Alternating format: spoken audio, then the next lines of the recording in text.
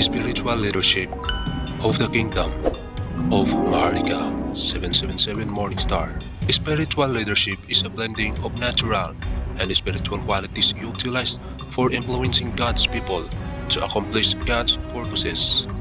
Even the natural qualities are not self-produced but God-given and therefore reach their highest effectiveness when employed in the service of God and His glory. Psalm chapter 78 verse 72. With upright heart He shepherded them and guided them with His skillful hand. Like Moses, he learned how to shepherd with literal sheep. King David, who would be the shepherd of his people. And Jesus, the good shepherd, who would guide his people perfectly. The king is ideally a shepherd of his people, caring for them, protecting them, and leading them in faithfulness to the covenant. Hello everyone, the good news is herein, currently spreading. The Kingdom of Maharlika 777 Morningstar Foundation Incorporated share with you an impact knowledge to all of us on how to implement ourselves and understand spiritual leadership. All of us can be a leader and all of us can be a spiritual leaders to be a good role model to our co-human beings. So, the Kingdom of Maharlika 777 Morningstar is sincerely hearted to invite you to listen and join us in spreading the good news about spiritual leadership.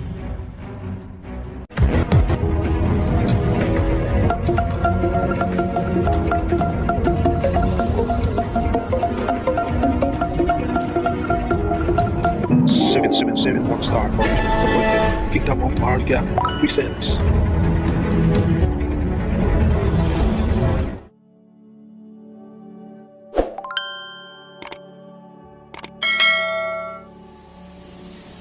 Spiritual leadership number 9. Spiritual leadership of the Kingdom of Maharlika. More essential qualities of leadership.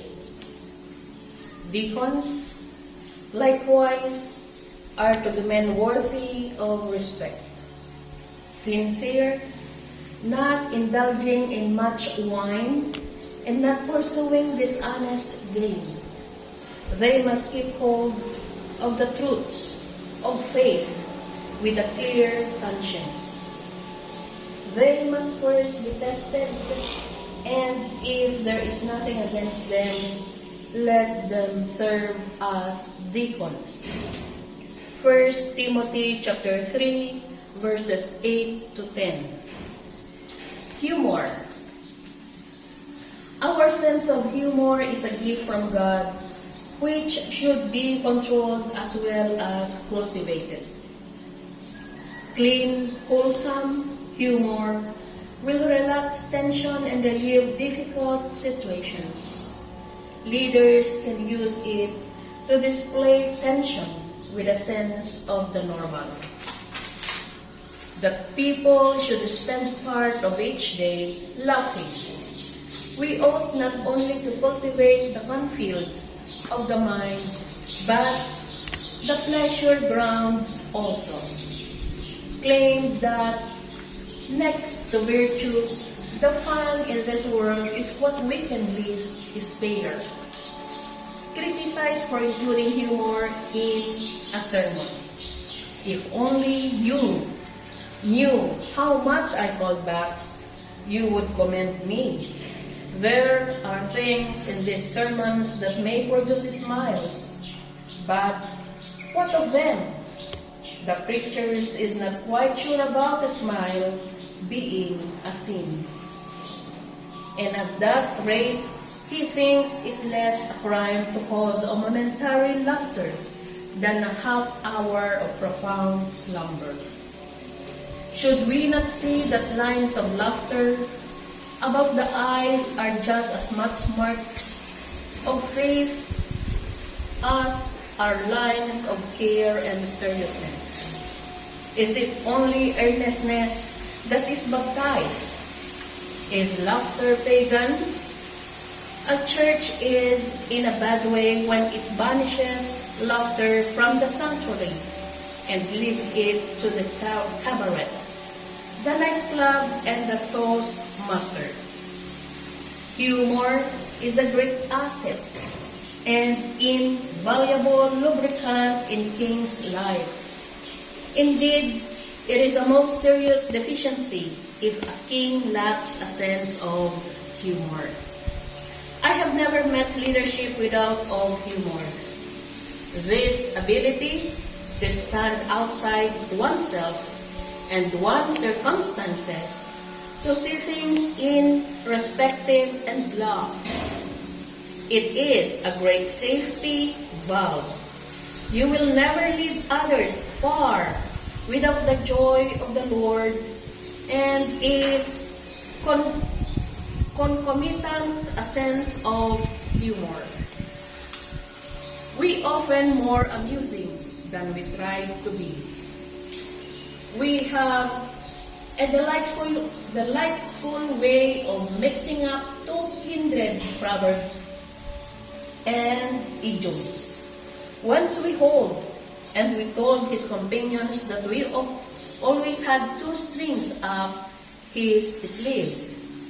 The most successful leader is the one who possesses a keen sense of humor, combined with a clear sense of God's grace. The humor lent pungency, originality, and eloquence to sermons. Of one great preacher, it was said that he used humor as a condiment and a stimulant.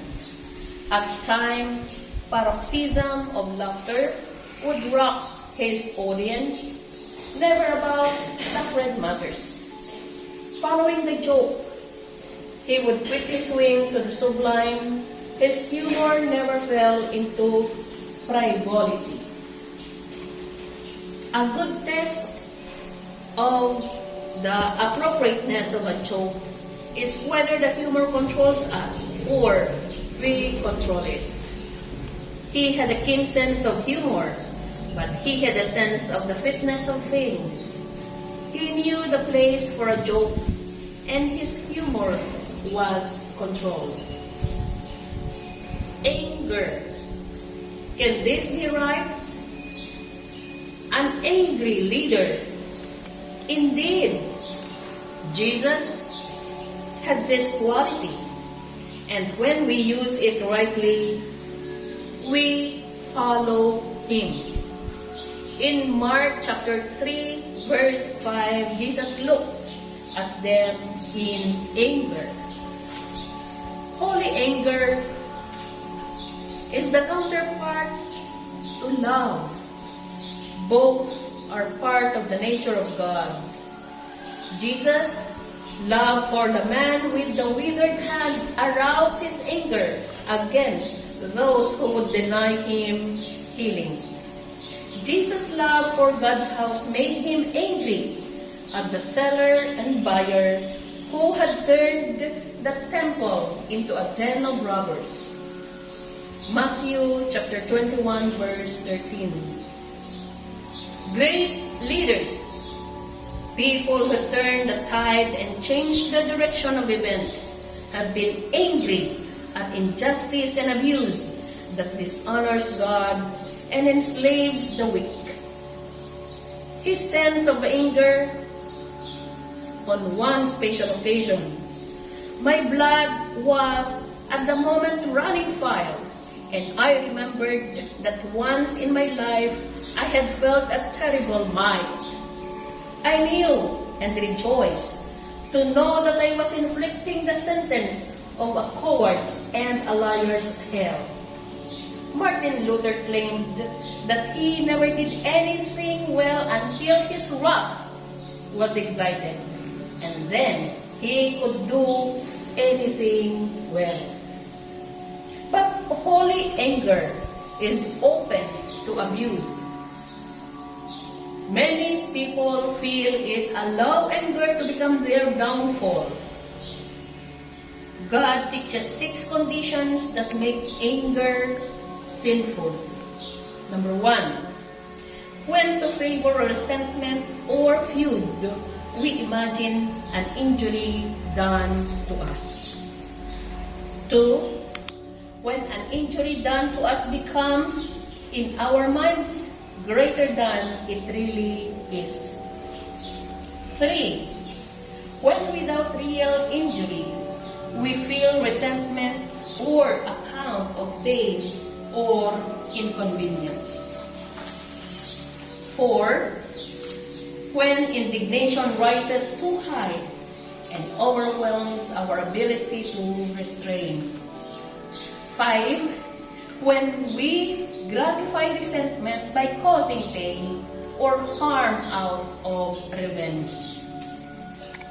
6, when we are so perplexed and angry at sin in our own lives that we readily project at the sin we find in others. Paul argues for holy anger when he repeats the advice of Psalms chapter 4, verse 4, "In your anger, do not sin." In Ephesians 4:26, this anger is not selfish and does not center on the pain for you're currently feeling. To be free of sin, such anger must be jealous for truth and purity. With the glory of God, its chief objective, thou to wax fierce in the cause of the Lord, anger and zeal, the joy of the brave sin's slaves. Another is patience. Spiritual leaders need a healthy endowment of patience. Chrysostom called patience the queen of virtues. Often, we think of patience in passive terms, as if the patience needs a biblical corrective. Barclay teaches from 2 Peter chapter 1, verse 6, where the King James Version uses the term patience. The word never means the spirit which sits with folded hands and simply bears things. It is victorious endurance, constancy under trial. It is Christian steadfastness, the brave and courageous acceptance of everything life can do to us, and the transmuting of even the worst into another step of the upward way. It is the courageous and triumphant ability to bear things, which enables a man to pass breaking point and not to break, and always to greet the unseen with a cheer. Patience meets its most difficult test in personal relationships. Paul lost his patience dealing with John Mark. My greatest temptation is to lose my temper over the slackness and inefficiency, so disappointing in those on whom I depend. It is no use to lose my temper, only kindness. But oh, it is such a triumphant, many leaders can identify with the struggles, but in the face of doubting Thomas, the unstable Peter, and traitorous Judas, how marvelous was the patience of our Lord. A leader shows patience by not running too far ahead of his followers and thus discouraging them while keeping ahead. He stays near enough for them to keep them in sight and hear his call forward. He is not so strong that he cannot show strengthening sympathy for the weakness of his fellows. We who are strong ought to bear with the failing of the weak. Paul wrote in Romans chapter 15, verse 1. The person who is impatient with weakness will be defective in his leadership. The evidence of our strength lies not in the distance that separates us from other brothers, but in our closure with them, our slower pace for their sake, our helping them pick it up and cross the lines. Criticism and opposition he endured without recrimination. When we lead by persuasion rather than command, patience is essential. Leaders rightly cultivate the art of persuasion that allows maximum individual decision-making and ownership of a plan. Often, a leader's plan of action must wait for collegial support, ever patient until the team is ready. Friendship.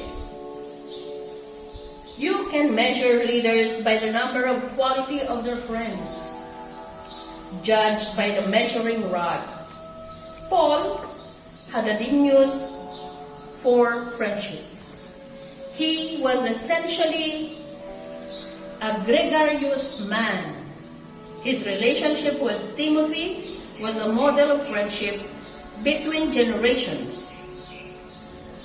Paul and Luke are model between contemporaries, earned this sterling tribute.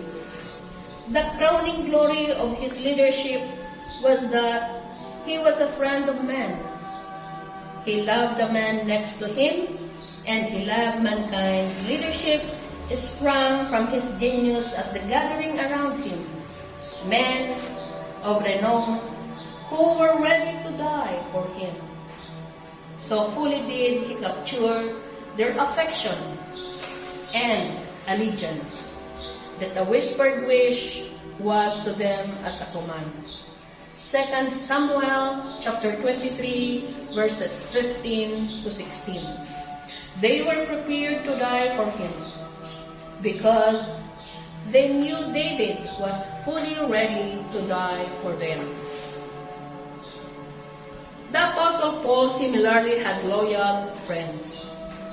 No man in the New Testament made fiercer enemies than Paul. But few men in the world had better friends. They clustered around him so thickly that we are apt to lose their personality in their devotion. Yes, Paul led his friends into all sorts of risk for Christ's sake. But they followed him cheerfully, confidently of his love for them.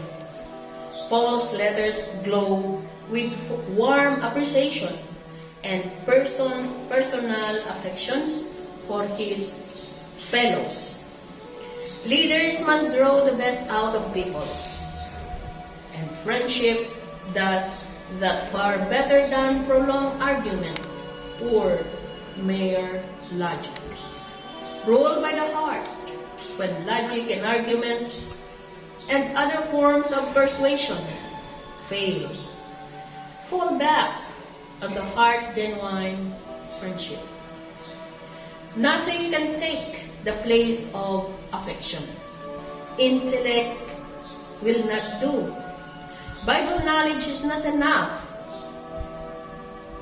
Love the people for their own sake. He was happy in the presence of human beings, whatever their race and color. Few Christians leaders enjoy the reputation won by exercise and absolute authority, not because of sheer willfulness, though he was a willful man, but because of his acknowledged worth. Men bowed to his authority because it was authority backed by united wisdom and affection. One greater than Spurgeon or David or Paul ruled his followers by friendship and affection. Of him it was written, having loved his own who were in the world, He now showed them the full extent of the love, according to John chapter 13, verse 1. Indeed, Peter confessed with broken heart in response to Jesus' enduring affection, "Lord, you know all things. You know that I love you." John chapter 21, verse 17. Tact and diplomacy. The root meaning of tact has to do with touching. The tactile sense is the ability to feel through touch. Concerning relationships, tact is the ability to deal with people sensitively to avoid giving offense, to have a feel for the proper word or response to a delicate situation.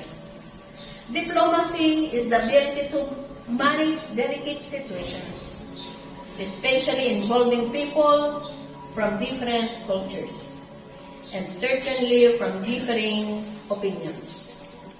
Leaders need to be able to reconcile opposing viewpoints without giving offense or compromising principles.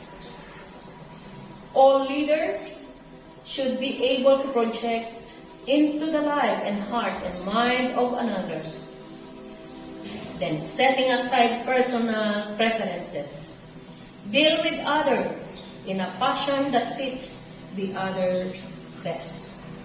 These skills can be learned and developed.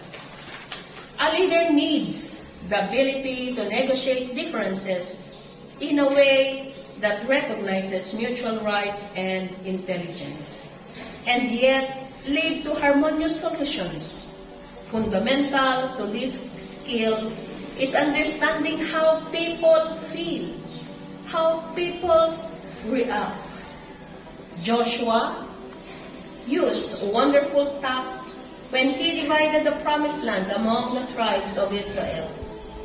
A wrong move would have splintered an already wobbly nation. Joshua had to be both forthright and fair. His tact beamed brightly again when the tribes of Reuben and Gad built their own altar and thus nearly created a civil war. Joshua had wisdom learned in the school of God. His close walk with God gave him the diplomacy to steer a course away from needless bloodshed and towards national healing. He has attained the happy art of ruling and overruling others without asserting his authority or others feeling their subjection, and all is done without the least appearance of the side of his heart. Inspirational power. The power of inspiring others to service and sacrifice will mark God's leader. The leader is like a light for others around. Worked hard, but he also possessed the ability to get others to work hard. His zeal and drive and inspiration were infectious. He to possess this power to an extraordinary degree. His power is that direction was remarkable without any effort. Apparently, he seemed to sway everybody. Instinctively, people followed and trusted him. Then, too, he possessed great power of initiative and energy and enterprise that was extraordinary. One could not be with him without gaining a wholly new ideal of Christian life and service. Nehemiah had this quality. The people in Jerusalem were utterly disheartened and dispirited when he arrived. In no time, he built them into an effective team of workers. Such were his powers that before long were read, the people had a mind to work. I doubt if any man in history has ever made such grim utterances, yet given his people such a sense of strength, exuberance, even of cheerfulness. Executive ability. However spiritual a leader may be, he cannot translate vision into action without executive ability. It is true that subtle dangers life in organization, or if it is overzealous, it can be an unsatisfactory and failure to organize have spelled doom for many promising ministries. The King James Version translates Isaiah chapter 30 verse 18, "The Lord is the good of judgment." Here the word judgment means method, order, system, or law. So God is methodic and orderly, and God requires of these managers and stewards that all things be done decently and in order. It is a great truth that complete in its creed or healthy in the influence, which does not insist equally on all this. Our duty is to reflect the orderliness of God in all we do for Him. Evangelism is not a matter of organizing people into the kingdom, but neither is the kingdom work justified in ignoring careful planning. We depend on the Spirit leading converts to salvation, but we also plan and act on our plans for the sake of the gospel's reach. Had a genius for organization, that is still evident in the royal house he founded. Because he was such a gift executive, his movement was unshaken when death deprived it of his presence and guidance. His judgment of others, his skills in deploying them to the mission's best advantage, and to win them their loyal submission, amounted to genius and spared the movement from disasters that others experienced. The therapy for listening. To get at the root of problems, a leader must master the art of listening. Too many strong personalities are compulsive talkers. "He won't listen to me," complains a missionary. "He gives the answers before I had a chance to state the problem."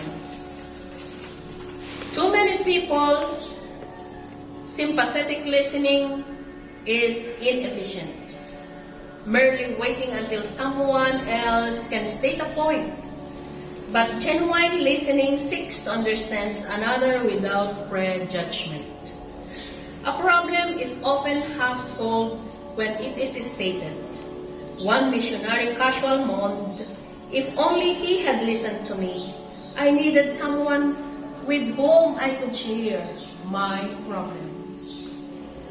Leaders who want to show sensitivity should listen often and long, and talk short and seldom. Many so-called leaders are too busy to listen. True leaders know that the time spent listening is well invested. A would-be politician approached Justice Oliver Wendell Holmes for advice on how to get elected. Holmes replied, "To be able to listen to others in a sympathetic and understanding manner is perhaps the most effective mechanism in the world for getting along with people and trying up their friendship for good." the art of letter writing. Any position of leadership involves a considerable amount of correspondence, and letters are self-revealing. Take Paul, for example. We know more about his moral integrity, intellectual honesty, and spiritual life from his letters than from any other source. When a difficult situation required his attention, he dipped his pen in tears, not acid. For I wrote to you out of great distress and anguish of heart. We can read that in 2 Corinthians chapter 2, verse 4. After his strong letter to the erring Corinthians, Paul's tender heart led him to wonder if he had been too severe. Even if I caused you sorrow by my letter, I do not regret it. Though I did not regret it, I see that my letter hurt you, but only for a little while. Yet now I am happy, because your sorrow led you to repentance. 2 Corinthians chapter 7, verses 8 to 9. The point of his letter was not to win an argument, but to settle a spiritual problem and produce maturity among the Christians there. Paul's letters abounded in encouragement, were gracious in compliment, and rich in sympathy. Those who received were always rich. Philippians chapter 1, verses 27 to 30. But that not restrain him from being faithful in correcting faults. Have I now become your enemy by telling you the truth? Now I wish I could be with you now and change my tone, because I am perplexed about you. Galatians chapter 4, verses 16 to 20. Clear language is important in our letters. But more importantly is the right spirit. Letters are in unsatisfactory medium of communication. They cannot smile when they are saying something difficult, and therefore additional care. Be taken to see that they are warm in tone. Letters form an important part in Paul's program of follow-up. It was said of him that after preaching to large crowd, he would work late into the night, writing letters of encouragement to new converts. Your servant, Bowie Natalged from Cagayan.